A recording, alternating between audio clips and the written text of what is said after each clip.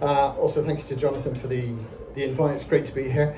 I love going to different places and going to meetups. I've been fortunate enough to do events in the UK and the US and Singapore and Brazil and kind of all over. And it's just so nice to be in part of a community where everyone gets together, everyone thinks the same way, we're all kind of strange in the same way, we've all got the same goals. So thank you for the welcome. And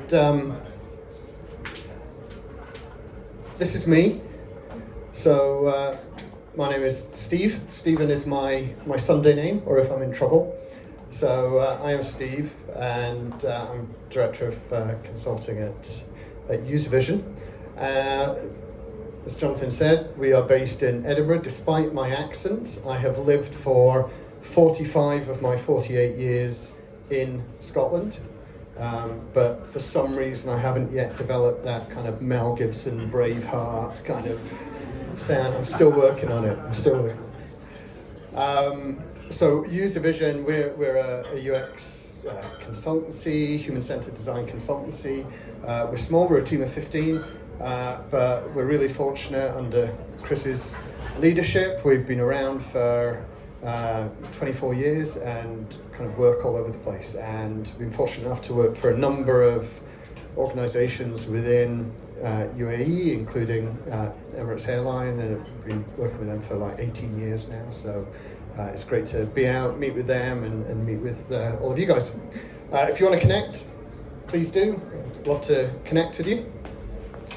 And yeah, want to just think about the idea of measuring what we value, measuring the experience.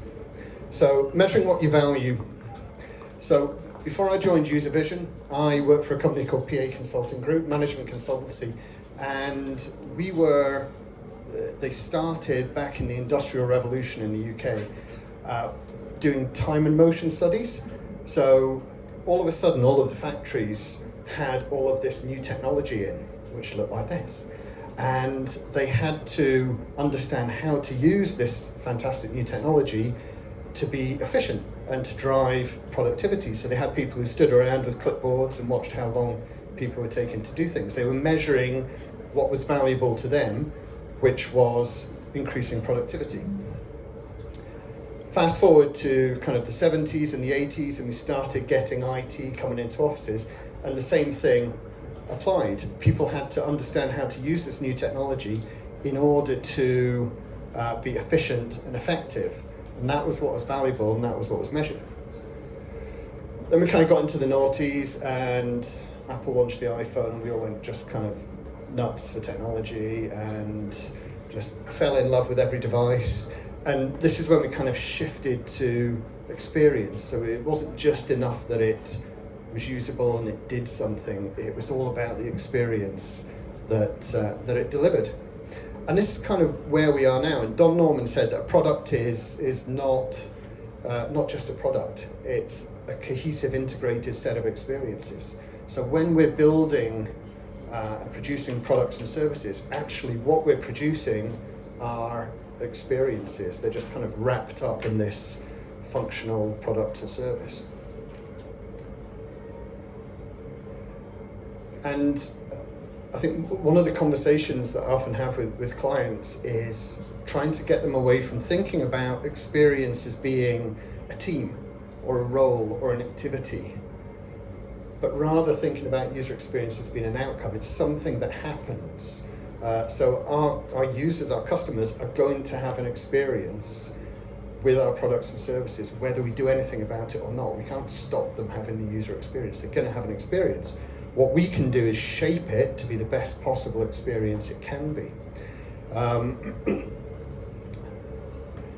And I think as human-centered design professionals, I know this sounds very lofty, but bear with me. I think our primary purpose is to improve people's lives. Sometimes that's just in some little way. We're not all transforming people's lives, but we are looking at how we can improve the experience, improve people's lives in some way. So that is what is valuable to us. Now, and I apologise, I'm aware it's a long room, and this font at the back is going to be tiny. So I'm going to try and communicate it, but I didn't anticipate the longitude of the venue. Using numbers to tell stories. Organisations use numbers to tell stories. And some organisations, some functions within organisations are really good at that. Marketing kind of kick-ass with using numbers to tell stories. They can tell stories about engagement, conversion, all of this stuff. Human-centered design, UX, traditionally we're not so good at it. We like empathy, and we like creativity, and we like kind of getting close to users, and numbers don't always feel comfortable to us. They're a bit jagged, and we're not too sure about them. However, they're really important because organizations use the numbers to tell stories. And if we can find a way to use numbers to communicate the value of what we do as human-centered design professionals, then those stories are going to inform leadership. That informed leadership then means we're going to have our profile raised within the organization. If we raise our profile, we're building credibility. If we're building credibility, we're encouraging buy-in. And if we have buy-in, it increases our capability to do our work, which is to improve people's lives. We just had a request to the mic a bit closer. To be even closer? Yeah. Sorry. Is that better? Yeah. So yeah, if we can use numbers to tell stories, then we're going to ultimately build our credibility, enhance buy-in, which means we get to do more of the stuff that we value, which is improving people's lives. The other thing is, and I'll move to this side, if we don't set the metrics, if we don't measure things and use those numbers to tell stories, someone else in the organization is going to do it, and it's probably not going to be user-centered. So we're best placed to do that. So this is kind of my call to arms that, as human-centered design professionals, we need to be kind of thinking about how we measure the value of what we do. I'm going to skip over this in the interest of time, but just a show of hands. Do you currently use numbers to tell stories about the value of what you do? A few, okay. Who doesn't? Nobody's admitting it. Is it effective? Yep. Yeah? Awesome. So organizations, I think, are really good at measuring two things, and I'm generalizing, of course. Business performance and behavior. So business performances, purchases, spend, conversions, things like that, that gets measured significantly, and we want to see those numbers going up. Behavior, analytics, visits, bounce rates, time on site, visit durations, things like that. We measure a lot of that, but I think very often we can be a bit unsure about actually what does that mean? What's it telling us? So, okay, somebody comes and they spend 10 minutes on the site. Is that good? Is that bad? Bounce rate is low. Is that good? Is that bad? So there's sometimes a bit of a question mark. What we're finding when we're talking to clients is actually there's a need for a slice in the middle here, which is experience, and actually measuring the experience. And that can be anything. We'll talk about this in a little more in a second, but that can be things like task success, engagement, satisfaction. And if we measure this and we can find out that we're really nailing the experience, then business performance to an extent takes care of itself. If you're delivering a really good experience, then your customer's going to more likely to do what you want them to do as a business. And it also provides context to the behavioural metrics that we're seeing. We suddenly understand why people are spending time on the site, why they're coming and bouncing off quickly, whatever that is. So measuring what we value in the experience. So we came up with this framework for experience-based KPIs, which are called Key Experience Indicators.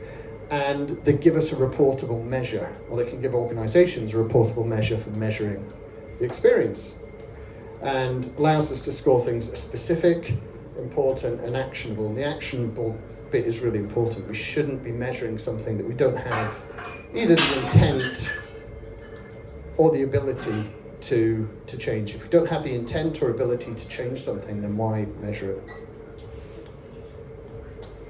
It's a lot of text on here, so I'm going to skip over this, but it's going to give us insight into what the users are doing. It helps to predict those business outcomes, as I mentioned. It's letting us understand what the value and the strengths and the weaknesses of our product are. Evidence to back up things that we may be seeing in qualitative research. I meant to say at the start, I'm a researcher, that's my confession. I'm a researcher by trade, so everything I do comes from this perspective of trying to understand what makes people tick. And this gives us numbers and evidence to back it up.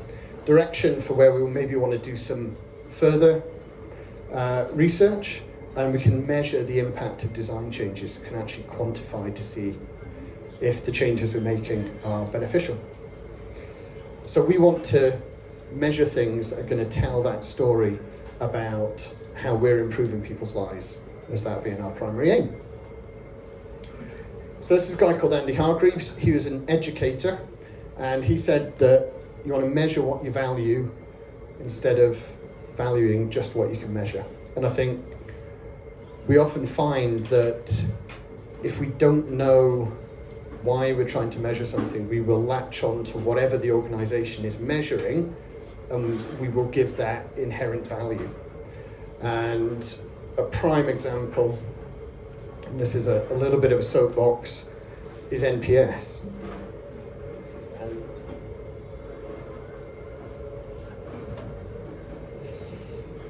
And for me, I think the problem with NPS is often we don't know what we do with it. You know, if your NPS drops from 8.2 to 7.9, what's the action that you take as a result of that? And often people don't know. Yes, it's established, it's understood, it's got a reputation, but it's untargeted and very often it's hard to action. So we need to understand what we value and measure that, otherwise we will end up putting value in the things that are available to measure. So the framework, very quickly, is basically three aspects. We start with the outcomes, what positive change do you want to see? And then we create signals. How do we know if we're getting closer to that outcome or further away from that outcome? And then metrics, what do we have that we can use to measure those signals? And outcomes can be tactical or they can be strategic. So tactical outcomes, how do we know that the changes that we've made have had an effect? If we're doing a project and we've made a change, how do we know that's been beneficial, that it's actually made an impact? So we might want to create outcomes there, the change that we want to see, the positive change we want to see, that maybe we've redesigned something and now task completion time has reduced. We maybe change the navigation model and we see an increase in the findability. But they can equally be strategic. How do we know that the services that we produce are impactful? So that could be that most of our customers use online self-service, or ease of use as a recognized USP for our brand. So starting with the outcomes, what's the positive change that we want to see? That's our value. Then we can look at how we measure it. So if we take a quick example, let's imagine a financial services thing. It's an application for applying for a product, and research has shown that there's a point in the journey where the experience really bombs, and it's where they need to verify their identification and they have to do it manually, and it sucks and it costs a lot. So they're looking at introducing automated ID verification. So a possible outcome there might be automated ID verification is going to allow our customers to complete their applications faster, and it's going to remove frustration. That's the positive change that we want to see as a result of the work that we do. It could also be strategically, our application journey is super effective, efficient, and satisfying. That's the positive change we want to see. So now we need to see if we can get closer to that. We've established what we want to measure. Now, and only now, we work out what we want to, how we're going to actually measure it. And I think you can break this down into three categories. facility engagement and delight. So facility, can people use it? Can they actually interact with this thing and make use of it? Engagement, do people use it? Maybe they can use it, but they just choose not to for some reason. And how do people feel about using it? So these are the kind of things that we can measure to try and get us towards our outcomes. So for example, if we're trying to do this automated ID verification, then we might want to have signals to say that the verifications are now 50% faster, or the process exceeds customer expectations. So we're putting things in place that if we see this happening, then we're getting closer to our outcomes. That's a good thing. And then finally, metrics. How do we then measure it? And we shouldn't collect data unless we have the ability and intent to act upon it. And Mark Twain said that data's like garbage. You'd better know what you're going to do with it before you start collecting it. So thinking about what metrics do we have, but they're actually going to help to explain the stuff that we've talked about there. And metrics can be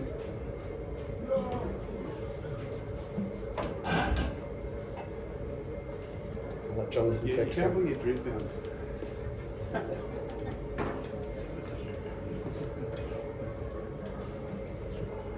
So metrics, I think it's useful just to bear in mind that metrics can be computer collected, they can be analytics, they can also be human collected observations. So we shouldn't limit ourselves to what our data analytics package can produce. We can get it from analytics, we can get it from surveys, we can get it from usability testing, we can get it from other sources, tree testing studies. There's lots of ways to gather the data. We just need to look at what the possible metric sources are out there. And just one note, we need to be really careful not to measure behavior through attitude. So asking people what they intend to do or what they've done, you're very likely, as I'm sure you've experienced, to get inaccurate data. Attitude's a poor indicator of future behavior, and we're very bad at humans as accurately remembering what we've done. So finally then, we can put some metrics onto our signals. So maybe time on task, adoption rate, things like that, which are going to allow us to measure these signals that tell us if we're getting closer to the outcome. And then finally, just a word, the indicators are never going to explain themselves. This is going to help us to understand if we're getting closer to the outcomes that we've set, so the things that we value, and allowing us to measure them. But if we see changes in that, if we suddenly see that our metrics are nosediving, the indicators aren't going to explain themselves. What we then need to do is apply qualitative research and do a deep dive into understanding why we're seeing what we're seeing. So, just to recap then, our purpose, I think, as human-centered design professionals is to improve people's lives. We need to measure things that tell a story about how we're going to do that job and how we're going to improve people's lives. We can't measure what we can't define, so we need to start with the outcomes. What's the positive change that we want to see? Establish what we want to measure, and then we'll work out how we go about measuring it. We don't collect data unless we have the ability and intent to actually do something about it when we get the results. We don't measure behavior through attitude, and we always use other techniques, other research to actually dig in and understand why we're seeing what we're seeing. So, thank you very much. Sorry at the back if it was a little quiet.